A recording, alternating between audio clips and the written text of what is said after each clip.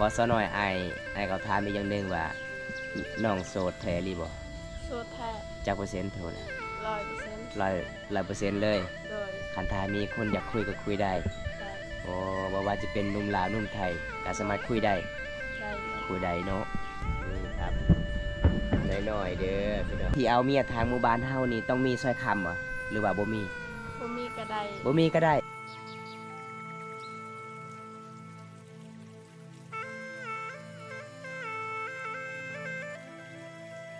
สบายดี เออ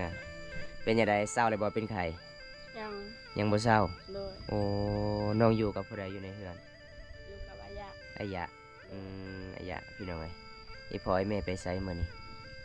ไปกลมันกวนมัน โดยโอ้กวนมันเนาะสาวลาอยู่เฮือนบ่สาวลามื้อนี้บ่ฮู้แหละบ่ฮู้เนาะเพราะว่าสาวน้อยกับสาวลานี่เป็นพี่น้องกันบ่แม่นโอ้พี่น้องกันเนาะสาวน้อยบ่ได้ไปเฮ็ดงานอีกบ่บ่เลิกแล้วโดเอายแล้วฟ้าห้องพี่น้องเอ้ยคือสิไลฟ์สดบ่ได้ล่ะพี่น้องสาวน้อยบ่ได้ก้นมันบ่ บ่ บ่เนาะเพราะว่าอันนี้ก็จะเป็นเฮือนของสาวน้อยเนาะจุดนี้เนาะโอ้พี่น้องมื้อนี้ก็มายิ้มยามสาวน้อยฝนก็สิตกพี่น้องเอ้ยไลฟ์สดมันก็สิบ่โดนล่ะพี่น้องเพราะว่ามายิ้มยามก็ครั้งแรกมาเฮือนสาวน้อยพี่น้อยอ้ายขอถามแหน่น้องมีแฟนแล้วบ่บ่มียังบ่มี โดยยังบ่มีคนคุยโดยเพราะว่าหมู่ของน้องนี่นอนนำกันอยู่เฮือนของน้องนี่มีแฟนแล้วบ่บ่ฮู้บ่ฮู้เลยเนาะโดยเพราะว่ากลางคืนนี่ตลอดผู้บ่าวไปเล่นบ่ตลอดเลยโดยโอ้ผู้บ่าวมาแต่บ้านใดบ้านสว่างอะบ้านช่วงโดยโอ้ผู้บ่าวทางสุพรรณมังกรเนาะทางนั้นเนาะเพราะว่าสาวแก่สาวกีกไปไสมื้อนี้กลมันอะไปกวนมันโดยโอ้ไปกวนมันสวัสดีครับสวัสดีเด้อสวัสดี FC เนี่ย สบายดี FC นี่สวัสดี FC เด้ออันนี้ก็จะเป็นลูกพ่อใหญ่บ้านเด้อครับเพราะว่าผมก็มาเยี่ยมยามลูกพ่อใหญ่บ้านน้องน้อยก็อ่านภาษาลาวภาษาไทยอ่านเป็นเนาะอ่านได้เนาะโอ้อ่านได้พี่น้องอ่านได้มันเป็นอ่อน นี่ครับสาวลาวแบบบ่ได้แต่งหน้าตาลายเด้ก็คือบ่ได้ทากระแปรงงานแบบธรรมศาสตร์เลยพี่น้องเขียนหมู่บ้านเฮาสาวน้อยเมื่อใดสิเอาผัวบ่มีคนมักบ่มีคนมากโดยถ้ามีคนมักสิเอาบ่เอาเอาอีหลีบ่ อีหลี คันท้าสิเอาผัวนี่เอาผัวผู้บ่าวทางบ้านใดหรือว่าสิเอาผัวพังลาวหรือว่าเอาผัวพังไทยทางใดก็ได้ทางใดคันใดมักโอ้คันท้ามีคนมักเนาะเพราะว่าสาวเขตบ้านนอกนี่ส่วนหลายนี่15-16 ปีก็เป็นผู้สาวเด้ยังบ่ดีโดยโอ้ยังบ่ดีพี่น้องอาการก็เลยมาเมื่อนี้ก็มันก็สีเงาๆพี่น้องเอ้ยสาวน้อยเจ้ามักผู้บ่าวรุ่นอายุเท่าใดอ่ะให้ถามอายุ17ขึ้นไป17ขึ้นไปฮอด50โดยโอ้พี่น้อง17ขึ้นไปฮอด50โอ้แสดงว่ามักเบาอายุรุ่นใหญ่เนาะโดยบ่ซะหน่อยเวลาผู้บ่าวไปล่มนี่ผู้บ่าวขึ้นคุยอยู่เฮือนเลยบ่ แม่นนั่งเบาล่มอยู่เฮือนเลยเนาะแบบล่มอยู่ตารางนี่บ่ได้บ่บ่ได้โอ้พี่น้องคันถ้าล่มอยู่ตารางนี่แสดงว่าเขาว่าคนขี้รักเนาะดึกๆดื่นๆพี่น้องเวลาผู้บ่าวไปล่มนี่ต้องขึ้นเฮือนขึ้นห้องเลยเนาะวันนี้มาเยี่ยมยามน้องน้อยครับเพราะว่ามี FC จากทางไทยเพื่อนให้เบาใต้มาเยี่ยมยามน้องน้อยเพราะว่าน้องน้อยกะ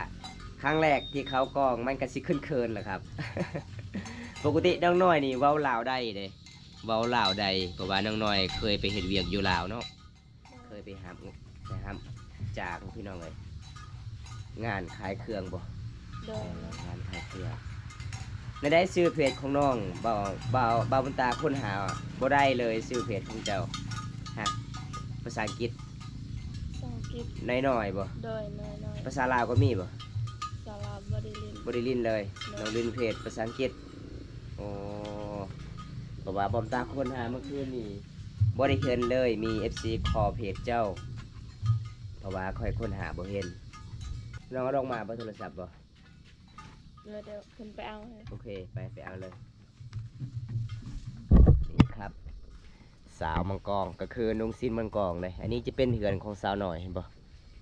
ตอนนี้สาวหน่อยก็สิไปเอาโทรศัพท์ก่อนสิแจกเพจพี่น้องอามาได้เพจของน้องฮะแจกให้ FC มึงดูเบิ่งโอ้หน่อยเอาแล้วไปแล้วเห็นแล้ว นี่ นี่ครับได้หน่อยเด้อพี่น้องสังเกตแค่นี้แจ้งเลยบ่ไอ้ยอย่ามาไกลๆอย่ามาทางนี้เออได้หน่อยเด้อพี่น้องผู้สังเกตทางอาหารใดเด้อถ้าผู้ใดอยากคุยกับน้องได้แล้ว อาญาสุสัก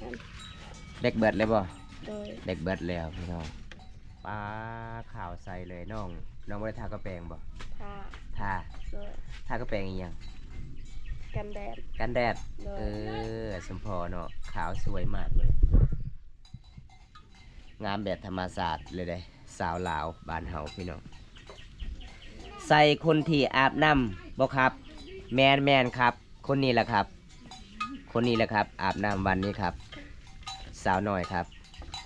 เพราะว่าบ้านตากะสิบ่ได้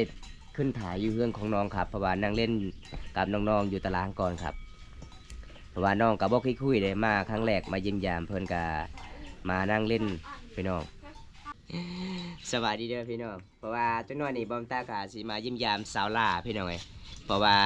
ผู้สาวมื้อนี้กะหลายๆคนกะเป็นไข้บ่ได้ออกสวนเด้ก็เลยผู้สาวกะอยู่บ้านมื้อนี้พี่น้องป้าหน้าใสเลยพี่น้องเอ้ยสาวลาวเข้ามากองพี่น้องอีพอเจ้าบ่หายบ่เจ้าว่าเจ้าบ่ได้ไปเฮ็ดเวียก บอ บ่ โดย เพราะว่ามื้อนี้น้องก็บ่สบายเนาะ โดย โอ้พี่น้องเอ้ยน้องสายเจ้ายังเขาเฮียนอยู่บ่น้องสายเฮียนห้องใด มหนึ่ง มหนึ่ง โดย โอ้เฮียนห้องมหนึ่งส่วนเจ้าเป็นหยังคือออกโรงเรียน บ่มีคนเฮ็ดเวียก บ่มีคนเฮ็ดเวียก โดย โอ้ผู้สาวลาวเขตบ้านเฮานี่เพราะว่าออกโรงเรียนบ่มีไผเฮ็ดเวียกเนาะโอ้ยพี่น้องเอ้ยอันนี้ก็สาวน้อยใครแต่สาวน้อยอ่านเป็นเขียนใดภาษาลาวภาษาไทยพี่น้องมื้อนี้ก็มาเยี่ยมยามสาวน้อยครั้งแรกในชีวิตโอ้ยบ่คิดคุยพี่น้องม่วนหลายนั่งเล่นกับสาวน้อยพี่น้อง FC คนหนึงให้บอมตาถามว่าค่าดองเจ้าเท่าใดฮะ บ่ฮู้ บ่ฮู้บ่ฮู้เนาะคันถามมีคนมักนี่ต้องคุยกับไอ้ฝอยแม่เนาะ โดย โอ้พี่น้องเอ้ยเพราะว่าตอนนี้คันถามมี FC อยากคุยก็คุยได้บ่ ได้ ได้เนาะ โดย น้องกินข้าวกินน้ำเลยบ่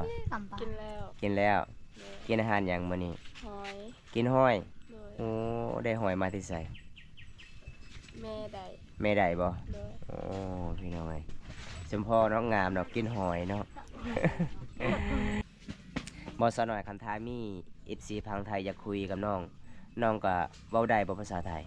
ได้ ได้เนาะโอ้เวลา FC เขียนภาษาไทยน้องก็อ่านได้เนาะโอ้เข้าใจอยู่เนาะพี่น้องก็สามารถคุยได้กับน้องน้อยสาวลาวเผ่ามังกรพี่น้องเอ้ยเป็นหมู่บ้านหยังน้อง วัน บ้านหยังคะนี่ ปัญญา บ้านย่างสาวบ้านย่างเด้อพี่น้องสาวบ้านย่างเด้อครับถ้าผู้ใดมักสาวน้อยก็จะเป็นลูกพ่อใหญ่บ้านเด้อ เวลามาเยี่ยมย่ามน้องน้อยก็สบายเลยพี่น้องเอ้ยคืนเหือนพ่อใหญ่บ้านโลด ถามโลดอยู่ใส่เหือนพ่อใหญ่บ้านเพราะว่าพ่อใหญ่บ้านมีลูกสาวงามเลยสวัสดีเด้อครับ57ฐานเด้อที่เข้ามาติดตามรับชมเด้อครับมื้อนี้นั่งคุยกับสาวน้อยเผามังกรน้องมีเน็ตอยู่บ่ มี มีอยู่บ่โอ้น้องตื้มเป็นเดือนแล้วบ่ตื้มเป็นมือ เติมเป็นมือ เป็นมือ โดย โอ้10,000จังมือน้อง ปกติน้องเล่นคันบ่ได้เฮ็ดหยังเลยครับ1มือ 1มือ โดย โอ้มือหนึ่ง10,000กีบเนาะโอ้พี่น้องไง แฟนยังถามเจ้ามีแฟนหรือยัง บ่มี ยังบ่มีเด้อยังบ่มีเด้อครับคันถามมักคุยให้มันฮอด18 ปีเนาะจึงเอากันได้เนาะ เลย อ๋อพี่น้องถามมักเพื่อนกะคุยให้มันฮอด18 ปีจึงเอากันได้เด้อครับ 15032 ชื่อบ่เจ้า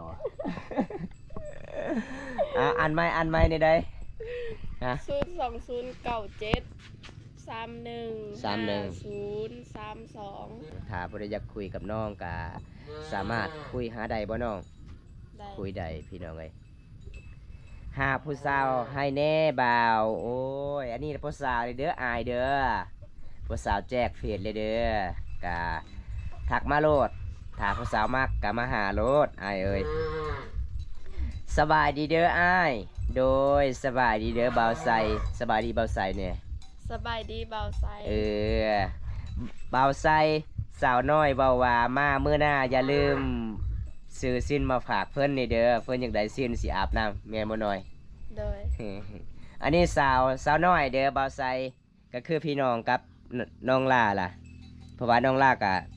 อยู่เฮือนต่างหากได้เพิ่นว่าน้องเป็นคือมาเป็นตาหักแท้โอ้ขอบใจบ่าวใสเนี่ย ขอบใจหลาย เด้ขอบใจละลายๆเด้อเพิ่นว่าได้มามื้อหน้ากะเพิ่นสิซื้อให้ดอกเพราะว่าเบาใสก็ใจดีหลายได้แมนงานบ่หลายปานใดโอ้โดยค่าดองแพงเนาะสาวทางนั้นล่ะค่าดองแพงบ่ผู้สาวทางบ้านเฮานี่เขาเจะเอาค่าดองแพงบ่ ๆบ่แพง บ่แพงเนาะ โดย มันเป็นตามบุคคลเนาะที่เอาแพงเนาะค่ะคือขดองสาวแกดก็คือพอสาวแกดว่า50 ล้าน แต่ความจริงนี่เฮาร่วมกันเองคือกันนี่มันบ่ฮอดเนาะน้องน้อยเนาะ โดย ก็คือเขาเว้าซื่อๆพี่น้อง50 ล้านกีบเอาพี่น้องจังใดกะบอมตากะสิปิดคลิปไว้สำนี้ก่อนเด้อครับเพราะว่าน้องน้อยก็บ่สบายแน่เพราะว่าบอมตาไล่สดกะย่านฟ้ามันห้องพี่น้องเอ้ยบ่ซะน้อยไอ้เขาถามอีกอย่างหนึงว่าน้องโสดแท้หรือบ่ โซแท้ จักเปอร์เซ็นต์เท่านะ 100% 100%เลย โดย คันถ้ามีคนอยากคุยก็คุยได้ ได้ โอ้บ่ว่าจะเป็นหนุ่มลาวหนุ่มไทยก็สามารถคุยได้ ได้หมด คุยได้เนาะคันถ้ามีคนมักนี่ให้มันฮอด18 ปีเนาะจึงเอากันได้เนาะ โดย โอ้พี่น้องอยากได้เมียทางนั้นมาอยู่นำโอ้โดยคันถ้าอยากได้เมียทางเมืองนองก็มาหารถอ้ายเอ้ยสันหารถสาวเมืองนองถ้ามักสาวเมืองนองเพราะว่าข้าวดองก็บ่แพงปานใดบ่สาวน้อยคันถ้ามีคนที่เอาเมียทางหมู่บ้านเฮานี่ต้องมีสร้อยคำบ่หรือว่าบ่มี บ่มีก็ได้ บ่มีก็ได้ โดย มีแต่เงินเนาะ โดย แล้วก็มีงัวเนาะโอ้พี่น้องก็ประมาณสำนั้นพี่น้องเอ้ยจังได๋ก็อ้ายขอกลับกันเด้อน้องน้อยเด้อ โดย เพราะว่ามื้อนี้ก็ฝนก็สิตกแน่เพราะว่าน้องก็บ่สบายแน่จังได๋อ้ายก็สิปิดไว้ส่ำนี้ก่อนเด้อครับคลิปนี้ขอจบไว้ที่นี่ก่อนพี่น้องคลิปหน้ามาพบกันใหม่ขอกล่าวคำว่าราตรีสวัสดิ์บ๊ายบาย บ๊ายบาย บ๊ายบายเด้อ